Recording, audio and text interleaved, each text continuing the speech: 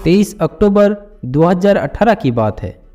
बेंगलुरु में Oracle customer care का एक ऑफिस 7वीं मंजिल पर था। रात के तकरीबन 11:15 बज रहे थे। तमाम स्टाफ जो नाइट शिफ्ट में मौजूद थे। इसी दौरान एक ऑफिस का पियोन आता है और एक स्टाफ से बोलता है, आपसे 2 लोग मिलने के लिए आए हैं। उसे लगा कि कोई दोस्त वगैरह आए होंगे, क्योंकि उससे पहले भी उसके दोस्त वगैरह आते थे उसे मिलने के लिए। जब वो शख्स नीचे वेटिंग रूम में आता है, 2 लोग बैठे थे जो देखने में ऊंचे कद काये के थे। वो शख्स इन दोनों को देखता है और दिल में सोचता है, मैं तो इन दोनों को जानता नहीं, आखिर ये कौन है। इतने में एक आदमी उसकी तरफ हाथ बढ़ाते हुए कहता है, हेलो मिस्टर तरुण। ये नाम सुनते ही उस शख्स के चेहरे पर पसीना आ गए, क्योंकि 15 साल के बाद किसी ने उसको इस नाम से बुलाया। 15 साल तक उसे किसी ने इस नाम से पुकारा नहीं। 15 साल तक उसकी नाम और पहचान एक ही था, प्रवीण भटेले। उसके दोस्त और उसकी बीवी और उसके बच्चे और उसके पड़ोसियों ने सब यही जानते थे, उसका नाम प्रवीण भटेले है। इसी डर और खौफ की हालत में तरुण इन 2 लोगों से हाथ मिलाता है। इनमें से एक आदमी इसके हाथ की उंगलियों को टटोलता है, क्योंकि इसकी एक उंगली टूटी हुई थी। जब वो आदमी कंफर्म हो जाता है कि वाकई इसकी एक उंगली टूटी हुई है, तो वो बोलता है, चलिए तरुण साहब, अब आपका खेल खत्म हो गया, चलिए अब अहमदाबाद चलते हैं। ये जो 2 शख्स आए हुए थे, ये कोई आम आदमी नहीं थे, बल्कि पुलिस ऑफिसर थे जो क्राइम ब्रांच अहमदाबाद से आए हुए थे।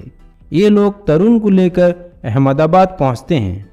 आखिर 2 आदमी अहमदाबाद क्राइम ब्रांच से आते हैं और बेंगलुरु पहुंचकर एक कॉल सेंटर से रात के 11:15 बजे तरुण को गिरफ्तार करते हैं और अहमदाबाद ले जाते हैं। आखिर क्या वजह हो सकती है? 15 साल पहले फरवरी 14, 2003 अहमदाबाद में एक हस्बैंड और एक वाइफ रहते थे। इनमें से एक का नाम था तरुण धनराज और वाइफ का नाम था सजनी। तरुण और सजनी की शादी सिर्फ 3 महीना पहले हुई थी, 2022 दिसंबर में। अब तारीख थी 14 फरवरी 2003। सजनी अहमदाबाद के एक बैंक में काम करती थी और तरुण एक स्कूल में पीटी का टीचर था और वॉलीबॉल का कोच भी था। इन दोनों की शादी अरेंज मैरिज थी। ये दोनों केरला के रहने वाले थे। इन दोनों के परिवार भी नौकरी के तलाश में अहमदाबाद आ गए थे। फिर इन दोनों का रिश्ता ठीक होता है और दोनों शादी कर लेते हैं। शादी के बाद इन दोनों का सब कुछ ठीक ठाक चलता रहता है। तरुण शादी के बाद सजनी को लेकर एक अपार्टमेंट में रहता था। तरुण को जब भी बाहर कहीं जाना होता था वॉलीबॉल के मैच के लिए, वो सजनी को अपने घर भेज देता था, क्योंकि सजनी का फैमिली वहीं अहमदाबाद में रहता था। सजनी अकेली रहेगी तो कहीं चोरी चकारी ना हो, इस डर से तो उसे अपने घर भेज दिया करता था। 5 फरवरी को सजनी अपने घर से जाती है और आते टाइम सजनी अपने पिता से पेट्रोल के लिए पैसे मांगती है। पिता को ये सुनकर बड़ा अजीब लगा, इसके पास पेट्रोल के पैसे भी नहीं। फिर पिता ने पूछा, सजनी दामाद तुमको ठीक से तो रखते हैं? बेटी ने दबी आवाज़ और नज़रें नीचे करते हुए कहा, हाँ ऐसी कोई बात नहीं। फिर वो तरुण के पास चली आती है। ये इसकी आखिरी मुलाकात थी अपने पिता से। 14 फरवरी वैलेंटाइंस डे का दिन था। शाम के 7:30 बजे सजनी अपने बहन से बात करती है। फ़ोन में एकदम नॉर्मल सब हालचाल पूछ लिया। 10-15 मिनट बात करके फ़ोन रख दिया। 2-3 घंटे के बाद तरुण सजनी के घर वालों को फ़ोन करता है, आप लोग जल्दी से हॉस्पिटल आ जाओ, सजनी की तबीयत बहुत सीरियस है। घर वाले हैरान रह गए। थोड़ी देर पहले तो सजनी फ़ोन में बात करती थी और सब कुछ ठीक ठाक था, फिर अचानक क्या हो गया? सब लोग भागते हुए हॉस्पिटल पहुंचते हैं। तब तक सजनी मर चुकी थी। तरुण रो रो कर बेहाल हो रहा था। डॉक्टर ने बताया कि इसकी सांस रुकने की वजह से इसकी मौत हुई है। तरुण ने बताया किसी ने चोरी चकारी करने आया होगा और उसने सजनी के साथ ऐसा किया होगा। पुलिस मौके पर पहुंचती है और घर में देखते हैं घर के सारे सामान बिखरे पड़े हैं। तो पुलिस बॉडी को पोस्टमार्टम के लिए भेजते हैं, फिर इसका अंतिम संस्कार करते हैं। तरुण का हालत इतना खराब था कि उसने सजनी के शव को आग भी नहीं लगा पाया। तरुण को 15 फरवरी को हॉस्पिटल में एडमिट करना पड़ा। सब लोग उसके साथ हमदर्दी दिखा रहे थे क्योंकि उन्हें ये लगता था कि शादी को सिर्फ 3 महीने हुए हैं, इसलिए सजनी की मोहब्बत में रो रहा है। लेकिन 16 फरवरी को तरुण मेडिकल से फरार हो जाता है। अब ये खबर मीडिया को चली गई। अब पुलिस पर सवाल उठने लगे। पुलिस की लापरवाही की वजह से तरुण फरार हो गया। अब पोस्टमार्टम के रिपोर्ट भी आ गई। किसी ने इसके गले में दुपट्टा डालकर हत्या किया है। तरुण के गायब को लेकर उस पर शक होने लगा। अब सजनी के घरवाले तरुण पर केस करते हैं। उसने सजनी का कत्ल करके फरार हो गया है। पुलिस ने तरुण को खोजना शुरू किया। पुलिस ने तरुण के माँ बाप और भाई को भी उठा लिया। कुछ दिन तक ये लोग जेल में रहे, फिर बाद में छोड़ दिए गए। तरुण की तलाश जारी रहती है पर तरुण मिला नहीं। 2 साल गुजर जाते हैं।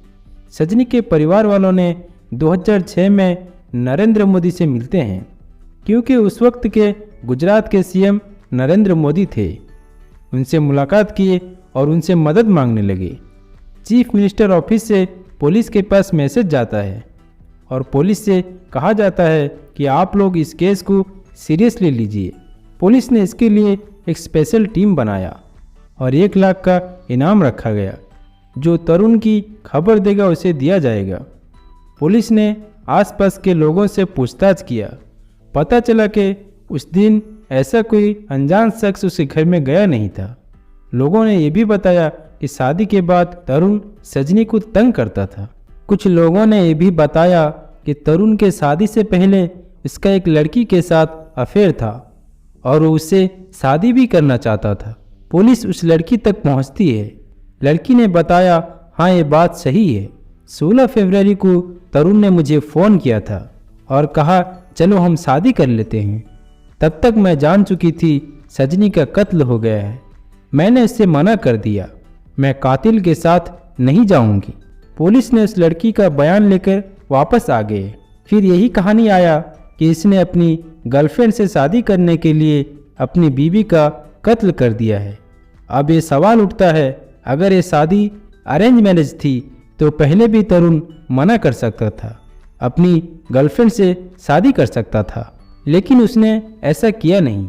अब ये बात साफ हो जाता है, तरुण ने अपनी बीवी का कत्ल किया है, लेकिन कातिल फरार था। धीरे धीरे वक्त गुजरता गया, तरुण का कोई सुराग नहीं मिला। पुलिस लगातार कोशिश करती रही और उसके घरवालों की शादी वगैरह में पुलिस बिना यूनिफॉर्म के जाती थी, पर कोई फ़ायदा नहीं।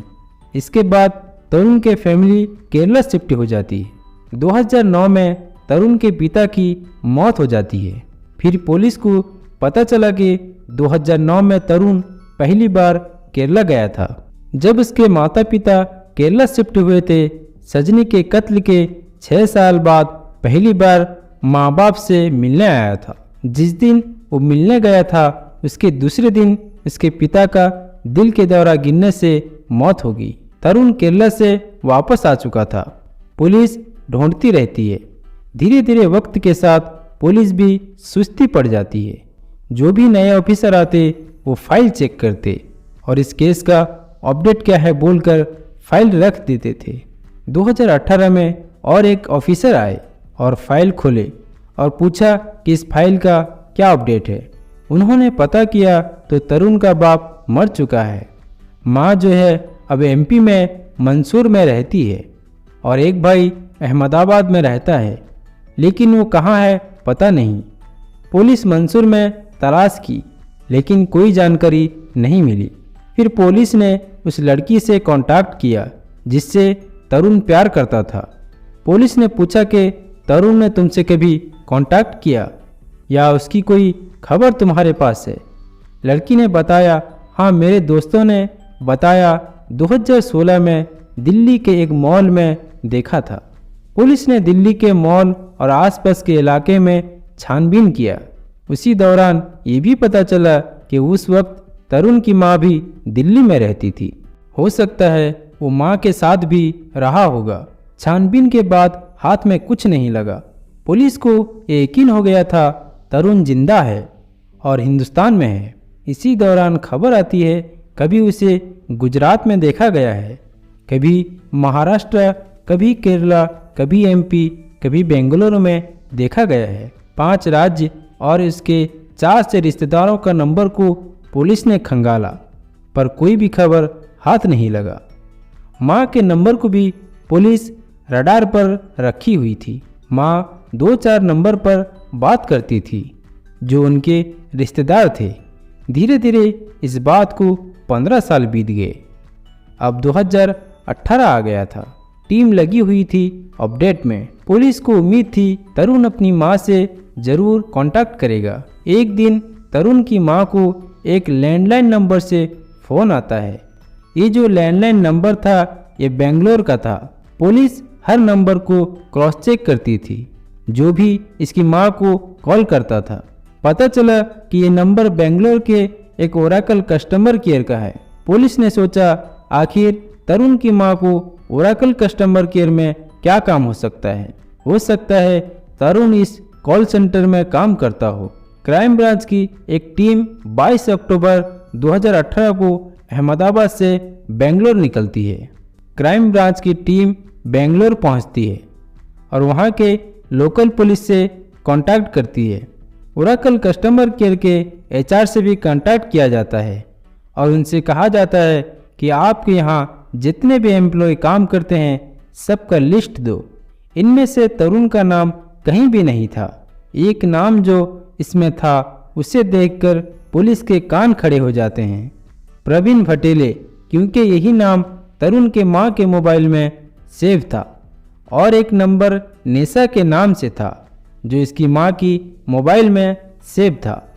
पुलिस ने इन 2 नंबर को खंगाला तो पता चला कि प्रवीण भटेले जो शख्स है ये तरुण है और निशा उसकी वाइफ है। अहमदाबाद पुलिस कॉन्फर्म करने के लिए बेंगलोर पुलिस से कहती है तरुण की एक उंगली टूटी हुई है जो किसी वॉलीबॉल के मैच के दौरान टूटी थी। पुलिस अब सीधा कॉल सेंटर पहुंचती है। रात के 11:15 बज रहे थे। तरुण को बुलाया जाता है। जब तरुण आता है क्राइम ब्रांच ऑफिसर बोलते हैं, हेलो मिस्टर तरुण, आपका खेल अब खत्म हो गया। पुलिस उसे अहमदाबाद ले जाती है। पूछताछ में उसने अपनी गुनाह कबूल किया कि उसने सजनी के गले में दुपट्टा डालकर हत्या किया था। नाम बदलकर पुलिस को धोखा देता रहा। इसी दौरान पुणे में निशा से मुलाकात होती है और उसने निशा को ये बताया कि मैं अनाथ हूँ। ये कहकर उसने निशा से शादी कर ली और 2 बच्चे भी हैं। तरुण अब साबरमती जेल में है। तरुण अगर उस दिन लैंडलाइन नंबर से फ़ोन नहीं करता तो आज भी इसकी राज ही रहती। कहते हैं ना, कानून का हाथ बहुत लंबा होता है।